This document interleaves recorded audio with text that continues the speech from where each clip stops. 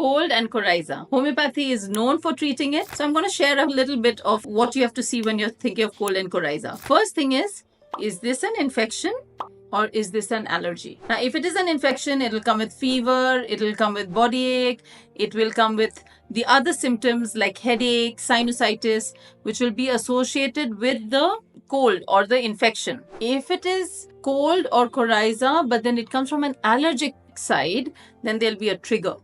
Oh, I went out, I got wet in the rain. Oh, there was pollen in the air. I was exposed to this, or I was cleaning the room, or I opened an old cupboard. So there will be some form of exposure, or I went to a house which had cats. So there'll be some form of trigger or exposure.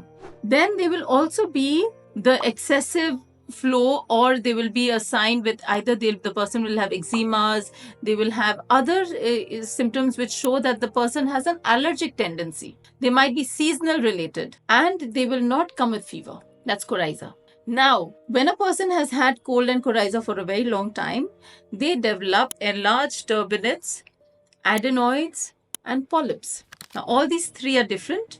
I will talk to you about this later. Homeopathy will treat the cold of an infection very differently from a cold of an allergy. Now, if the patient has got cold of an infection, it does not take long to get cured. The patient will get cured instantly. You take the medicine and you immediately feel better.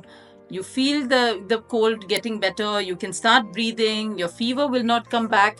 That is true homeopathy. If it is allergy, yes, you have to take a long-term treatment, but the frequency and the intensity of the allergy reduces with time. We have different medicines for improving the allergic hypersensitivity, and we have different medicines for treating that acute phase when they have had a trigger and when they have started sneezing a lot or they've gone into bronchitis or asthma. Then at that particular time, the medicine does change. But we do have treatment for all these conditions.